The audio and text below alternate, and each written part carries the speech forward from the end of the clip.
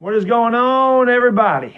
Your boy Bad Dog back with another lunchtime video, and I actually wanted to eat something substantial today. We have to settle for a turkey sandwich. I'll make that right after this video, hammer it down, and go back to work. But this obviously had to make the video. So the New York Giants do not hire Matt Rule. There was something very suspicious about him going to the Panthers for an interview after he said he really only wanted to coach the Giants. It was either the Giants or Baylor, and that's where he was going to go. So that was very suspicious to begin with. But, supposedly people are talking about how, well, he don't want to come here because Gettleman doesn't give up control and this and that. No, that's not the case. I mean, Entertain and I talked about this last week on Talking Giants, and hopefully Talking Giants tomorrow night. Hopefully you guys will tune in for that because obviously Chris and I got a lot to talk about in that show. But Gettleman came out and said that Daniel Jones was Pat Shurmur's choice. Like, Pat Shurmur talked Dave Gettleman into drafting Daniel Jones. Now, if a head coach doesn't have a say or Dave Gettleman has all this control, there's no way Dave Gettleman would have ever been persuaded to take Daniel Jones if he didn't want him. So I don't believe that's the case at all. Supposedly, the Giants had a chance to match the offer of the Carolina Panthers, which is 7 years, $60 million, and they said no. Matt Rule was the guy that I wanted. No doubt about that. I said that ad nauseum. I really like Matt Rule. I love the way he turned around the programs in college. He did a really good job turning them around very quickly. But 7 years, $60 million is a lot for a college head coach, a guy that's never coached above an assistant line coach in the NFL. So I can kind of see why the Giants kind of strayed away from that. Not even maybe so much the money, but the years. 7 years is a long time for a guy that's got a lot to prove. He has no proven track record in the NFL. So I can kind of understand what happened there with the Giants, but I think the Giants are just kind of, I don't know what's going on with this organization. I think they're in a cloud. They don't know what the hell they're doing. They got no direction. LT said that weeks ago, that they have no direction. I really don't. I don't believe the Giants have direction. I think the ownership has lost it, and I don't know what else to say. So they go with Joe Judge. I'm not going to get down on Joe Judge. I don't know much about Joe Judge. He's a special teams coordinator and the wide receivers coach in New England. Bill Belichick's coaching tree doesn't usually succeed in the NFL. We saw that with Josh McDaniels. He didn't succeed. Matt Patricia's done nothing. Charlie Weiss did nothing. These guys haven't succeeded in the NFL. One thing I know about Joe Judge is the Patriots Special Teams is one of the best in football. So obviously he gets his unit to perform. He's very smart. He's young. He's got an innovative mind, and he did learn from the best head coach in the history of the NFL. I don't know enough about Joe Judge to say that's a bad hire or a good hire. I really don't. It's a surprising hire. Didn't see it coming. Would have liked the Giants to have interviewed Wink Martindale, Robert Saleh, a defensive coordinator, somebody else. I would have liked more interviews here. Instead of just jumping on Joe Judge, I don't know if Joe Judge had other interviews scheduled. I don't know what his interview, I don't know what it looked like. I don't know if other teams are interested in him for the Giants to jump on him. But I think sometimes the Giants reach. I think sometimes the Giants are impulsive. And, I don't think they were ever interested in Mike McCarthy either. I really don't. But, him going to Dallas, maybe the Giants said, we better just grab this guy before somebody else grabs him. I honestly don't know what the thinking is behind the hire. But, again, I'm not going to. I know a lot of people are laughing at it. It's understandable. A lot of people laugh at the Giants. It's understandable.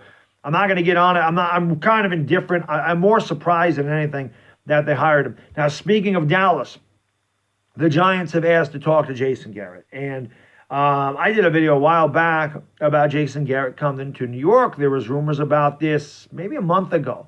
And I kind of laughed it off, saying, no way Jason Garrett's coming here. Why would why would the Giants take Jason Garrett? And I'm thinking more of the head coach.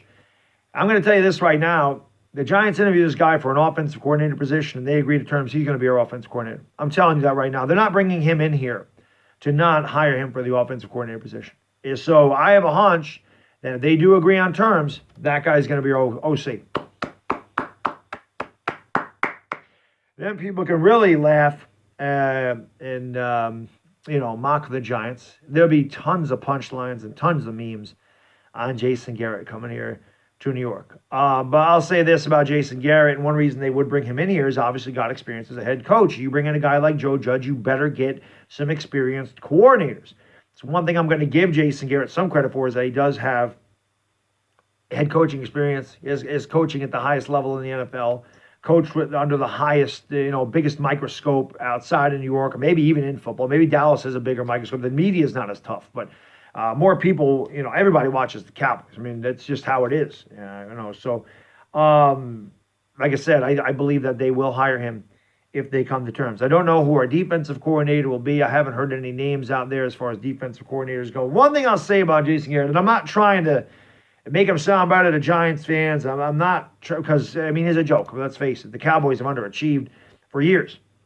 But I'm going to tell you this right now. I don't believe that's all Jason Garrett at all. I don't think that's all Jason Garrett. And I know Cowboys fans are happy about Mike McCarthy. They think Mike McCarthy's going to come in here and somehow they're going to win a Super Bowl. Listen, Mike McCarthy had the most talented quarterback in the league, and Aaron Rodgers, and I think they underachieved together. I honestly do. And I believe that Jerry Jones is the biggest reason that the Cowboys have failed and not been relevant since 1995. They've been good, but they haven't been relevant, meaning they haven't made an NFC Championship game since 1995. And I believe Jerry Jones is the biggest culprit of that. Okay, he got rid of Jimmy Johnson because Jimmy Johnson wanted too much control, but Jimmy Johnson brought those players in there, and they won 3 out of 4 years in the Super Bowl. I don't give a damn about, what was it? Barry Switzer being the head coach of that 95 team winning the Super Bowl. I got to coach that team in 95. That team was loaded with talent. That was Jimmy Johnson's team.